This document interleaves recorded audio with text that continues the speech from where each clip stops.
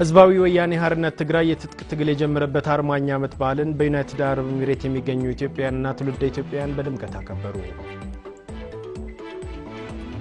ፈረንሳይ በሀገር ውስጥና በውጭ የምታደርገውን የጸረ ሽብር ትግል አጠናክራ እንደምትቀጥል ገለጸች።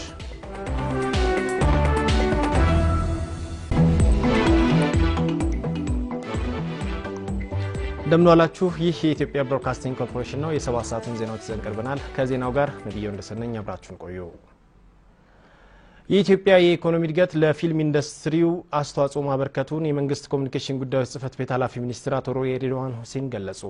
በኢትዮጵያ ብሮድካስቲንግ ኮርፖሬሽን ለተከታታይ 3 ዓመት ተኩል ለህዝብ ሲቀርብ የነበረው ሰው ለሰው ተከታታይ የቴሌቪዥን ድራማ በሽልማት ተጠናቋል። አማራ ተመስገን ተጨማሪ አለው።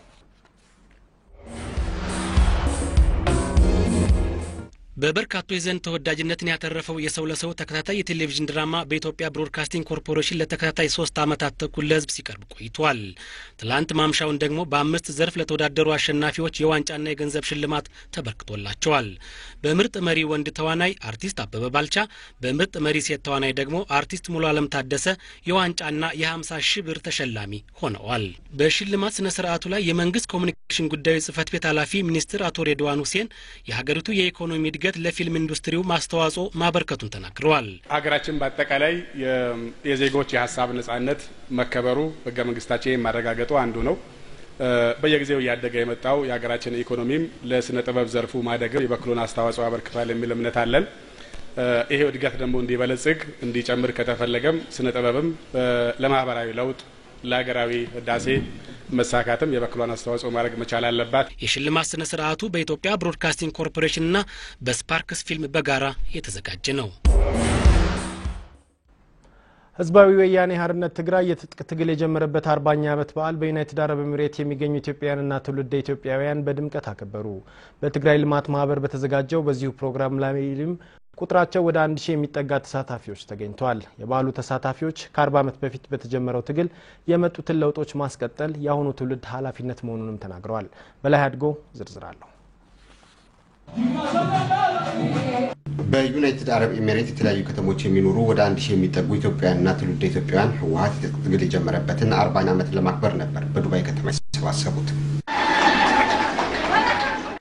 በዓሉን በንግግር የከፈቱት በዩናይትድ አረብ ኤሚሬት የኢፌዴሪ ባለሙሉ ስልጣን አምባሳደር ዶክተር አብዱል ቃድር ሪዚቅ በዓሉ ያለፉ 40 ዓመታትን የጽናትና የድል ተሞክሮች በመቀመር ለተሻለ ለውጥ የምንዘጋጅበት በመሆኑ መድረኩን ልዩ ያደርገዋል ብለዋል።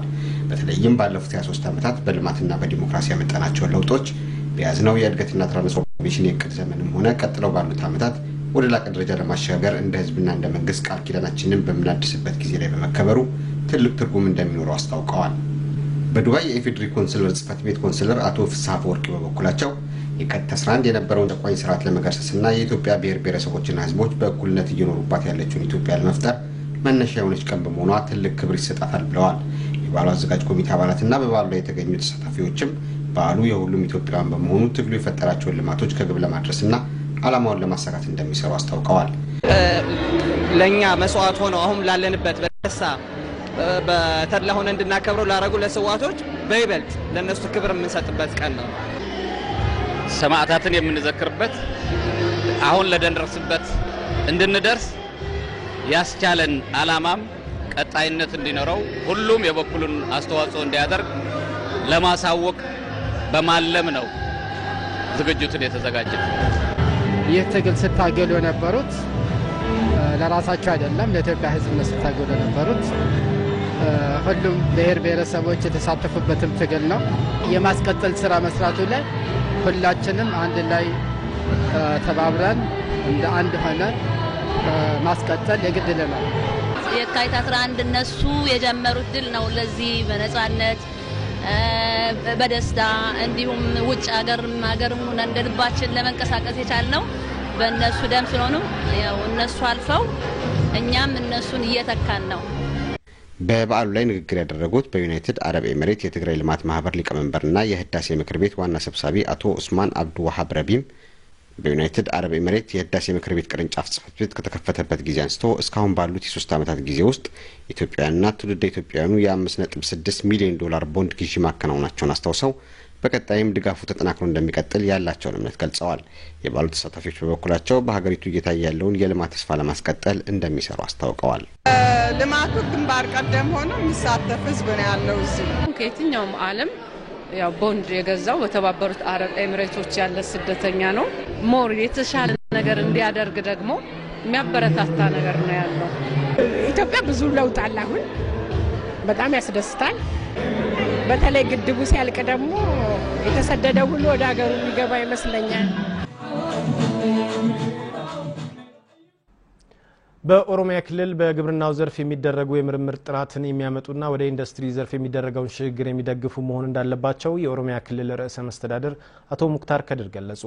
በኦሮሚያ ግብርና ምርምር ኢንስቲትዩት በ51 ሚሊዮን ብር ወጪ የተገነባውን የዋና ጽህፈት ቤት ህንጻ ርዕሰ መስተዳድሩ መርቀዋል። የልቤ ማዘንጊያ ዝርዝር አላት። የኦሮሚያ ግብርና ምርምር ኢንስቲትዩት በ5000 ካሬ ሜትር መሬት ላይ ያስገነባውን አዲስ ህንጻ ባስመረቀበት ወቅት የክልሉ ርዕሰ መስተዳድር አቶ ሙክታር ከድር እንደተናገሩት መንግስት ለምርምርና ቴክኖሎጂ ሽግግር ልዩ ትኩረት ሰጥቶ እየተንቀሳቀሰ ነው። የግብርና ምርምር ማዕከሉም ቴክኖሎጂን በማመንጨት እንዲሁም በማላመድ ረገድ የተሰጠውን ተልዕኮ እየተወጣ መሆኑን አንስተው በቀጣይም በተሻለ ደረጃ መንቀሳቀስ እንደሚገባ አመልክተዋል። በሀገሪቱ በርካታ ልማታዊ እቅዶችን ለማሳካት ርብርብ እየተደረገ ነው። በግብርናው ዘርፍ ለሚካሄደው ስራም የህንጻው መመረቅ ከፍተኛ አስተዋጽኦ ያበረክታል።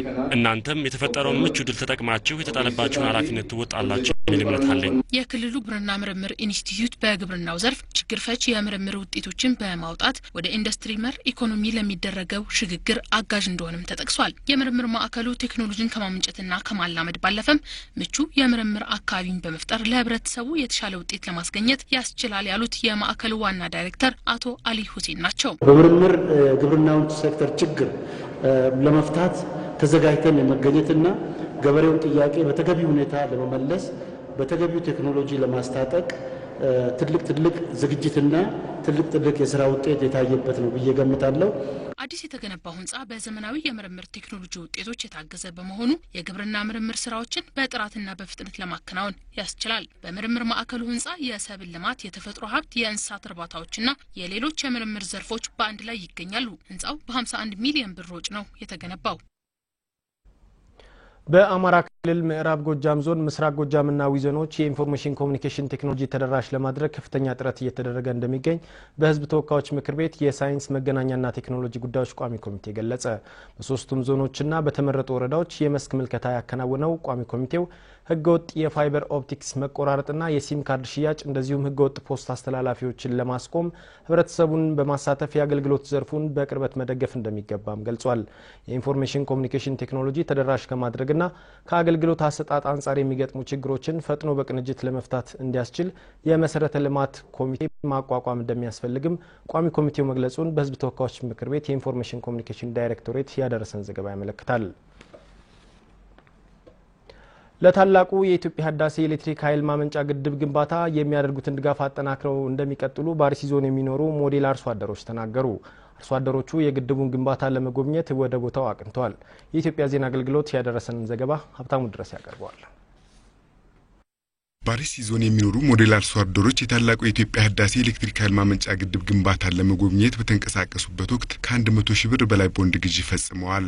የጉዟቸው ዓላማም የግድቡን ግንባታ በአካል በመጎብኘት የሚያደርጉትን ድጋፍ አጠናክረው ለመቀጠልና ሌሎች አርሶ አደሮችም የእነርሱን አርአያነት እንዲከተሉ ያለመ መሆኑንም በመጠቆም ለግድብ ትልቅ ግድብ ነው፣ ግዙፍ ግድብ ነው፣ ታላቅ ግድብ ነውና ጠቅላይ ሚኒስትራችን መለስ ዜናዊ አስቀምጠው የሄዱትን ነገር የሳቸውን እቅድ ለማስጨረስ በቁርጠኝነት ነው የተነሳ ነው። በአካል ቦታው ድረስ ሄጄ አይቼ ታሪክ ሰሪ መሆን እንዳለብኝ ስላመንኩ ወደፊት ወደ ኋላ የቀሩት ጓደኞቻችን እንደኛ ተሳትፈው ለግንባታ አስፈላጊውን አስተዋጽኦ እንዲያደርጉ ለመቀስቀስና በአካል ለማየት የታላቁ የኢትዮጵያ ህዳሴ ግድብ ግንባታ ማስተባበሪያ ምክር ቤት ጽህፈት ቤት የህዝብ ግንኙነት ዳይሬክተር አቶ ፍቃዱ ከተማ በበኩላቸው አርሶ አደሮች ለግድቡ ግንባታ እያደረጉት ያለው አስተዋጽኦ ከፍተኛ መሆኑን የገለጹት አርሶ አደሮቻችን ሲያበረክቱ የነበረው ተሳትፎ ገና ከጀመሩ በጣም ታላቅ ነበረ።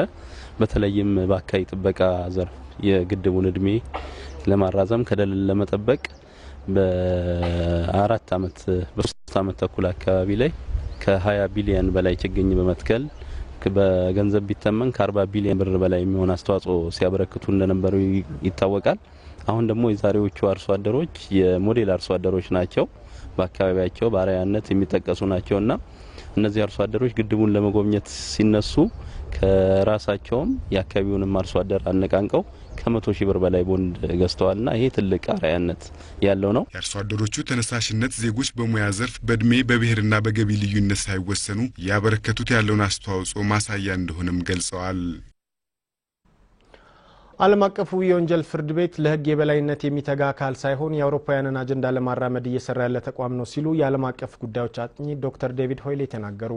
የሰብአዊ መብት ጥሰት ተከራካሪዎች ነን የሚሉት ሂዩማን ራይትስ ዎችና አምነስቲ ኢንተርናሽናልም ጉዳያቸው የሰብአዊ መብት ጥሰት ሳይሆን በስራቸው የሚንቀሳቀሱትን የረብጣ ዶላር ጥቅም ማስጠበቅ መሆኑንም ገልጸዋል። ሰለሞን ጸጋዬ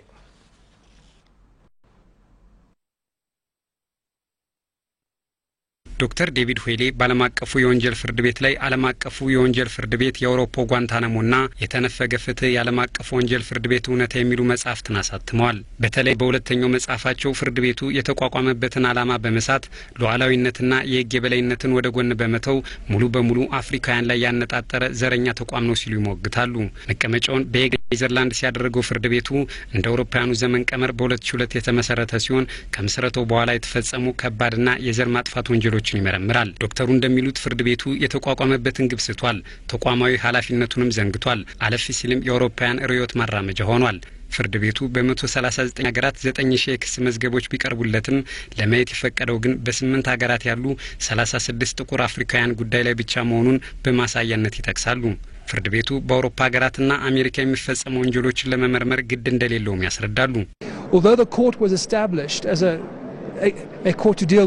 ፍርድ ቤቱ በመሰረታዊነት ሲቋቋም በዓለም ዙሪያ የሚከሰቱ የጦርነትና ከባድ ወንጀሎችን በመዳኘት ፍትህ ለማስፈን ቢሆንም ትኩረቱን ሙሉ በሙሉ አፍሪካ ላይ አድርጓል። በአሁኑ ወቅት ፍርድ ቤቱ እየዳኛቸው ያሉት 8ቱም የክስ መዝገቦች አፍሪካውያን ላይ ያተኮሩ ናቸው። ሁሉም ጥቁር አፍሪካውያን ናቸው። ፍርድ ቤቱ አፍሪካ ላይ በማተኮር በአውሮፓውያንና ኔቶ የተፈጸሙ ወይም አሜሪካ አፍጋኒስታን ላይ የፈጸመችውና የምዕራባውያን ወንጀሎች ጆሮ ዳባ ልበስ ብሏል። ተቋሙ የአውሮፓ ህብረት የፖለቲካ ክንፍና የአውሮፓ ሀገራትን ፍላጎት ለማራመጃነት የሚያገለግል መሳሪያ በመሆኑ አፍሪካውያን ራሳቸውን ከፍርድ ቤቱ ማግለል እንዳለባቸውና የራሳቸውን ጉዳይ በራሳቸው መወሰን እንዳለባቸው በማመን የኢትዮጵያን መንገድ መከተል እንደሚኖርባቸው ነው ዶክተር ሆይሌ የሚናገሩት። ኢትዮጵያ በጠቅላይ ሚኒስትሩ አማካኝነት በፍርድ ቤቱ ላይ የያዘችው አቋም ድንቅ ነው። ተቋሙ አፍሪካውያንን ለማጥቃት ያለመ መሆኑን በመግለጽ የወሰደችው አመለካከት በእርግጥም ተገቢ ነው።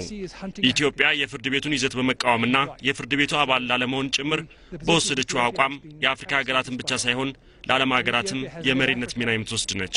አምነስቲ ኢንተርናሽናልና ሂዩማን ራይትስ ዎች በምዕራባውያን በሚመደብላቸው ሚሊዮን ዶላሮች አማካኝነት ስራቸውን ራሱን የቻለ ኢንዱስትሪ አድርገውታል። የአፍሪካ ሀገራትንም ሰላም መንሳት ግብራቸው መሆኑን ጠቅሰዋል። ስለሆነም አፍሪካውያን ሉዓላዊነታቸውን በጠበቀ መልኩ ራሳቸውን በራሳቸው የሚዳኙበትን ስርዓት በአፋጣኝ ተግባራዊ እንዲያደርጉ ጥሪ አቅርበዋል። ዘገባው የኢዜአ ነው።